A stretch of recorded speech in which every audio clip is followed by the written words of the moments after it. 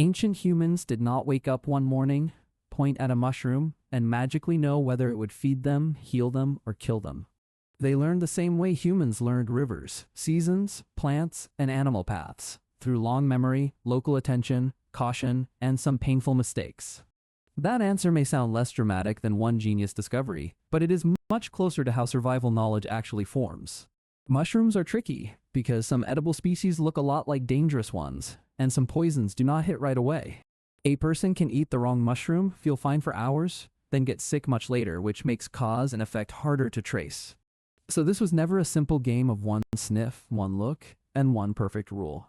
By the end of this script, you will see how ancient people built mushroom knowledge, what archaeology can tell us, which popular myths are wrong, and why local wisdom mattered most.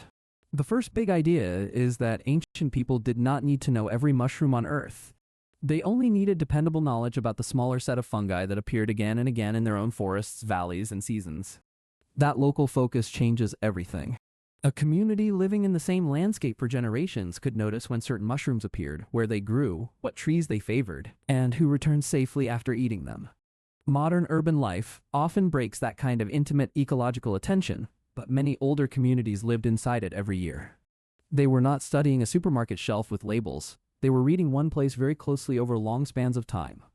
That makes mushroom knowledge feel less mysterious and much more human. There are even clues that humans have been eating mushrooms for a very long time. Dental calculus evidence from Upper Paleolithic people in Iberia suggests mushroom consumption may go back roughly 18,000 to 12,000 years. That does not give us a full menu, but it shows fungi were part of human use deep in prehistory. Later evidence makes the pattern clearer. By later prehistory, fungi appear in human life not only as food but also in medicine and practical use such as tinder. The Tyrolean Iceman, who lived about 5,300 years ago, carried fungi for practical reasons, not by random accident. That detail matters because it shows fungi were already known as useful materials, not mysterious forest objects nobody could read. So how did knowledge actually build up without modern lab tests? The first answer is repeated observation. People could see where a mushroom grew, when it arrived, what it smelled like, how it changed with age, and whether older gatherers treated it as safe or avoided it. They could notice if a species bruised, oozed, dried in a certain way, or appeared only near one kind of wood. That does not create instant certainty, but over time it creates a map of pattern and caution. The second answer is narrow familiarity. A hunter-gatherer group did not need a universal theory of all fungi. They needed strong recognition of a small trusted list. That list might mean these few spring mushrooms are gathered young, this one on birch is useful, and those pale guild forms are left alone. That is how real survival knowledge often works. It is specific, local, and limited on purpose. The third answer is social transmission, which may have mattered more than experimentation itself. Once one generation knows 10 safe local mushrooms and 5 dangerous ones, the next generation does not start from zero. Children learn by going out with adults, watching hands, hearing names, and seeing what gets picked and what gets ignored. This is one reason traditional ecological knowledge can become so detailed without written manuals. It is carried in memory, routine, naming, and the body habits of repeated gathering. The fourth answer is careful testing, but probably not in the dramatic feast or die way people imagine. Human groups likely use tiny amounts, slow exposure, cooking trials, and cautious comparison far more often than reckless all-at-once gambling. That does not erase danger, but it makes the learning process look less foolish and more disciplined. The fifth answer is processing knowledge. Some fungi are edible only after cooking or other preparation, and ancient food wisdom often included detox methods as much as identification. That means the question was not only what is this mushroom, but also what must be done before it is safe enough to eat. Here is where many modern myths need to be thrown out. Watching animals is not a reliable shortcut. Some animals can eat fungi that would harm humans, and humans can sometimes eat fungi that another creature ignores. So the old idea that if a squirrel or deer eats it, you can too, is not a rule you would want to trust with your liver. Other folk rules fail too. There is no universal truth like, if it bruises blue, it is poisonous, or if bugs eat it, then humans can eat it. Those shortcuts sound useful because they reduce fear to one easy test, but nature does not follow our desire for simple answers. That is one reason mushroom cultures had to be local and precise. A safe mushroom tradition in one forest could become dangerous in another place full of look-alike species. Knowledge that works beautifully in one biome may mislead people badly in another. This helps explain why human societies differ so much in their relationship with mushrooms. Some cultures are strongly mycophilic, meaning they love mushrooms, gather many species, and keep rich naming systems. Other cultures are more mycophobic, meaning they treat mushrooms with suspicion and avoid most of them. That difference can come from ecology, old poisonings, religion, prestige cuisine, and whether stable intergenerational knowledge survived. Where mushroom traditions stayed strong, people often built remarkable detail into them. They knew habitats, seasons, textures, cooking rules, and danger stories that helped protect the next generation. That last point matters because story may have been one of the oldest safety tools. A modern warning label says danger in flat words. A traditional community may encode the same warning in taboo, tale, naming, or ritual. Story sticks in memory better than abstract instruction, especially for children. If one mushroom killed someone important, that event could shape group behavior for years. Negative events are memorable, and communal memory can turn one tragedy into a lasting rule. That is why elders and specialists mattered so much. Not every person needed to be the greatest mushroom expert in the camp. Some people carry more of the map, just as some people know healing plants better, remember water sources better, or track animals better. Knowledge keepers reduce risk for everyone else. Children then learn by walking beside them, not by guessing from a distance. Another complication is that toxicity is uneven. Some mushrooms mainly cause stomach distress, while others damage the liver or kidneys and do it slowly enough to confuse the source. A delayed poison is especially dangerous because the link between food and sickness is harder to see. That means ancient mushroom knowledge probably depended on long communal memory more than on one person's immediate reaction. It also means caution would naturally become part of the culture. No society that lived close to fungi for centuries would stay careless for long if the local environment punished carelessness. Restraint itself becomes a survival skill. Even edible mushrooms can be tricky. Some are safe only at certain life stages, and some are better or safer after proper cooking. So mushroom knowledge includes timing as well as identity. What looks safe today may not be the right version to collect tomorrow. This is why the glamorous answer of trial and error is only partly true. Yes, trial happened. Error happened. Some people almost certainly died, and some others probably got very lucky. The fuller answer is trial, error, memory, repetition, storytelling, local expertise, and a lot of refusal to generalize too quickly. Ancient humans were not random gamblers wandering into the woods with empty stomachs and no caution. They were pattern readers living in the same ecosystems year after year, building usable knowledge one season at a time. And the more stable the community, the more that knowledge could deepen and harden into tradition. Seen that way, mushroom knowledge belongs to the larger story of ecological intelligence. People learned which streams stayed reliable, which plants healed, which animals migrated, and which fungi could be trusted in a known place. The forest was not a pile of isolated facts. It was a living map. Mushrooms were one difficult part of that map, but not an impossible one. That matters today because modern people often confuse lack of personal knowledge with historical impossibility. If we do not know how to identify wild mushrooms, we assume ancient people could not have known either.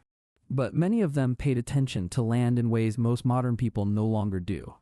Their lives depended on that attention, and dependence sharpens memory. So the answer to how ancient humans knew which mushrooms would not kill them is not magic, instinct, or one perfect test. It is accumulated local knowledge passed through elders, stories, seasons, mistakes, preparation methods, and careful observation over long stretches of time. That answer may be less flashy than a secret mushroom code, but it gives ancient people more credit, not less credit. It shows they survived because they were disciplined learners inside the ecosystems they called home. If you want another episode about how old survival knowledge really worked, watch the next video because some of the smartest ancient skills look ordinary until you see how much memory they required. Even naming mattered more than people sometimes realize. Once a community gives a mushroom a stable name linked to place, season, or warning, that name itself becomes a storage box for knowledge. A child does not just learn a shape. The child learns a whole package, where it grows, when it appears, who gathers it, and how it is prepared. That package is safer than a simple yes or no label. Preparation methods could also separate a trusted gatherer from a dangerous amateur. Knowing how long to cook, when to dry, and which stage of growth to collect could matter just as much as recognition. That means mushroom wisdom belonged to food culture, not just forest spotting. Another reason this knowledge could deepen is repetition across years. If a group returns to the same valley for many seasons, every spring and autumn becomes another test of the old map. Correct observations get reinforced. Bad guesses get punished. Useful rules become tradition. Archaeology cannot show us every meal, but it can show that fungi had practical roles in many ancient lives. That should make us careful about assuming ancient people were ignorant simply because written explanations are limited. A lot of human expertise left no textbook. It lived in hands, memory, and shared routes through a known landscape. This is also why disaster can wipe out knowledge fast. If specialists die, if people move, if taboo systems break, or if the land itself changes, a community can lose a refined mushroom tradition within a few generations. That may explain why some later societies became far more fearful of fungi than earlier or neighboring ones. Once trust in the knowledge chain breaks, suspicion grows. Mushrooms then stop looking like food and start looking like random danger. The opposite happens where knowledge remains strong. There, people may gather many species confidently because the memory system around them is still intact. The contrast between mycophilic and mycophobic cultures is therefore not just taste. It is historical confidence. One group inherited a working map. Another group inherited warnings without enough detail. That difference can shape cuisine, folklore, and even identity. It is also worth remembering that ancient humans were experts at restraint when restraint kept them alive. The smartest gatherer was not the bravest one. It was the one who knew what to leave alone. That attitude feels unexciting today, but survival often depends more on disciplined avoidance than bold experimentation. So when people say ancient humans used trial and error, the error part should not make us imagine constant recklessness. More likely, communities built a narrow trusted list and treated the unknown with caution. That strategy reduces deaths, and still gives access to useful fungi. Seen this way, mushroom knowledge is a strong example of how intelligence can be collective instead of individual. No one person needed to solve the whole puzzle. A culture solved it slowly, with each generation handing the next one a better starting point. That is one of the quiet superpowers of human survival. We inherit libraries of attention from people whose names we never learn. In the case of mushrooms, that invisible library could be the difference between dinner and disaster. Delayed symptoms created another reason for strong community memory. If a poisonous mushroom caused liver or kidney failure much later, one person might not connect the sickness to the meal alone.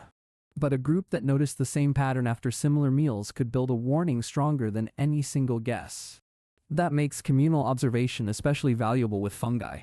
Ethnographic records from many parts of the world support this picture. Traditional communities often built very refined categories for edible, medicinal, inedible, and dangerous fungi without needing modern scientific language. They knew enough for survival because the categories were tied to lived use. That is a reminder that folk knowledge can be highly sophisticated even when it is not written in academic form. At the same time, no community is perfect, and mushroom danger never disappears completely. That is why humility belongs inside the story too. Ancient expertise was real, but it was earned under pressure and always limited by the local environment.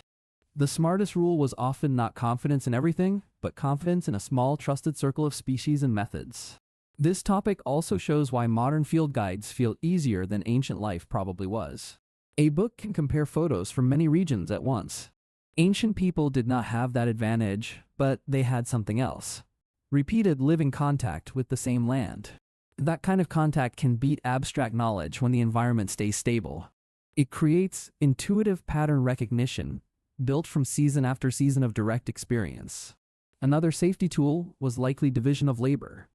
The best mushroom gatherers may not have been the best hunters, and the best healers may not have known every water route. Human groups often spread expertise across people. That lowers risk because not everyone has to improvise everything. Mushroom knowledge therefore fits a bigger human pattern. We survive not only by individual intelligence, but by trusted specialization inside a community. And once a food tradition becomes part of identity, people protect it carefully. Recipes, gathering days, preferred habitats, and warning stories all reinforce the same knowledge from different angles. That is why mushroom wisdom can feel almost invisible until it disappears. Only when a culture loses that chain do people realize how much had been stored inside ordinary practice. The same logic applied to plants, animals, weather, and water. Mushrooms were simply one of the hardest chapters in that wider book of land knowledge. And because they were hard, communities that mastered them often became especially precise. Precision is what turns danger into a usable resource. That is the hidden achievement behind ancient mushroom knowledge. It was not luck repeated many times. It was attention refined across generations. That is also why old warnings were often repeated with almost ritual seriousness. When the cost of confusion is death, repetition is not superstition, it is a memory technology. The same warning heard every season becomes part of how the group sees the forest itself. Over time, the dangerous and the edible stop looking equally possible to trained eyes. That is what tradition really does. It changes perception before the hand even reaches out. For ancient gatherers, safety often began long before eating. It began in how attention had been trained.